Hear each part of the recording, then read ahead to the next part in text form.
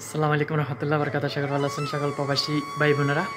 আমার কিছুক্ষণ আগে একজন প্রবাসী ভাই আসছিল যে ফার্মেসি অথবা হসপিটালে যাইলে আপনারা যে প্রবাসী ভাই আসছিল যে যে কাশির জন্য কিভাবে সিরাপের জন্য বলবে, উনি এসে খালি কাশতেছে কিভাবে বলবে, খুব সহজ ভাষায় আপনারা কিভাবে সিরাপটা নেবেন, ওষুধের জন্য কিভাবে বলবেন ফার্মেসি অথবা হসপিটালে গিয়ে আরবিতে আপনি প্রাথমিক চিকিৎসার জন্য আশেপাশে যে ফার্মেসিগুলো, তারপর হসপিটালে গিয়ে ওষুধটা কীভাবে নেবেন আমি খুব সহজ ভাষায় আপনাদেরকে বলে দেবো এবং শিখে নেবেন, আপনারা যেন খুব সহজে বলতে পারেন। চলুন,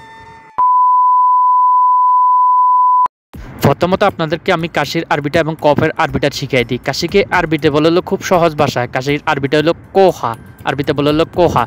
আর যে কফের আরবিতে বলে হলো বেলগাম, আরেকভাবে খুব বলে সেটা হলো সায়াল।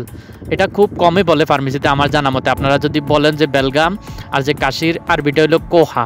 এখন আপনারা বিস্তারিত যে ফার্মেসিতে এসে কিভাবে ওষুধের জন্য বলবেন ডাক্তারকে, তা আমি সহজ ভাষা আপনাদেরকে লিখে দিতে। সিরাপকে আরবিতে বলে হলো শরাব, আর ওষুধের আরবিটা হলো দাওয়া, এটা মনে রাখবেন।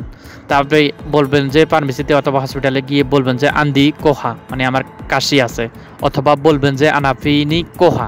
আমি আপনাদেরকে লিখে দিতেছি, আনাফিনি কোহা, আন্দি কোহা, এটা দুটোটা একই, আপনি যেভাবে বলতে পারেন। বা এখন বলবেন যে আনাবগার দাওয়া কোহা, মানে আমার কাশির জন্য ওষুধ লাগবে, আনাবগা দাওয়া কোহা। অথবা বলবেন যে আনাবগা সরব কোহা, আনাবগা সরব কোহা, আমার সিরাপ লাগবে কাশির জন্য।